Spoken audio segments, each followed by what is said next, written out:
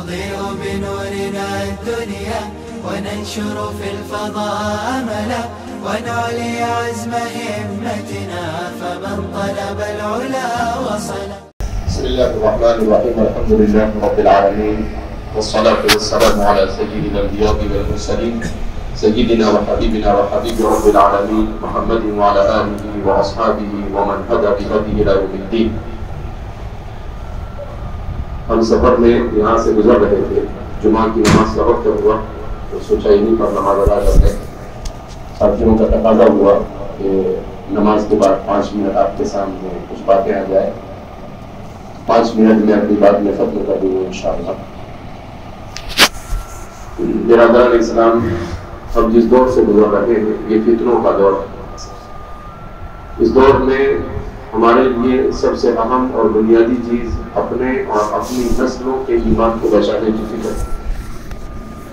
قرآن کریم میں اللہ رب العزت ارشاد فرماتے ہیں یا ایھا الذین آمنوا علیکم انفسکم لا یضرکم من ضل اذا اهتدیتم. ایمان والوں اوپر ضروری ہے کہ تم اپنے اوپر اپنی فکر کرو، یعنی اپنے ایمان کی فکر کرو. لا یضرکم من ضل اذا اهتدیتم. اللہ نے جب تمہیں ہدایت دے دی ہے تو کوئی گمراہ کرنے والا تمہیں گمراہی کے راستے پر نہ لے جائے. تو اس آیت کریمہ نے 2 چیزیں بتائی. ایک تو یہ کہ انسان گمراہ ہوتا ہے اپنے ایمان پر محنت نہ کرنے کی وجہ سے، اور دوسرا انسان گمراہ ہوتا ہے کسی دوسرے کے اس پر گمراہی کی محنت کرنے کی وجہ سے. تو انسان کو سب سے پہلے اپنے ایمان کو بچانے کی فکر کرنی ہے. اس کے لیے کیا طریقہ ہے؟ تو سب سے پہلے ہم سب اپنے آپ کو نمازوں کا اہتمام کرنے کا عادی بنائیں، قرآن کریم کی تلاوت کا عادی بنائیں، نبی کریم صلی اللہ علیہ وسلم کی سنتوں کو جان کر اس پر عمل کرنے کا عادی بنائیں.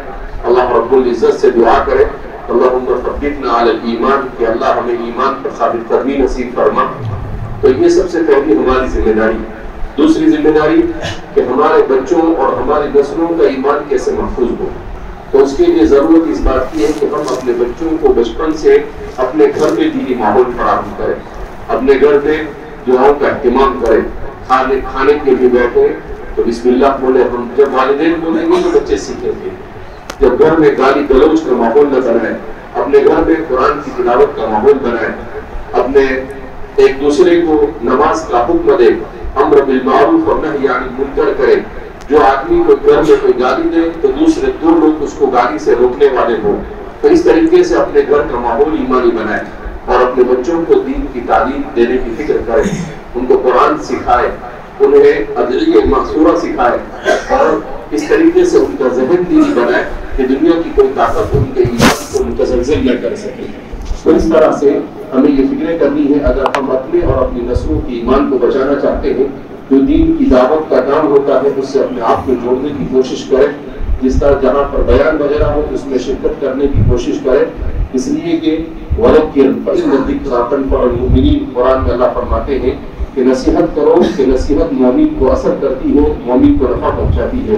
اللہ رب العزت ہم سب کو اپنے ایمان کی حفاظت کرنے کی توفیق عطا فرمائے، ہر قسم کے شرور و فتن سے ہماری حفاظت فرمائے. اللہ ہم سب کو اسلام اور ایمان پر ثابت قدمی نصیب فرمائے، اور اللہ ہم سب سے راضی ہو جائے، ایسے اعمال کی توفیق عطا فرمائے. آخر دعوانا الحمد للہ رب العالمین.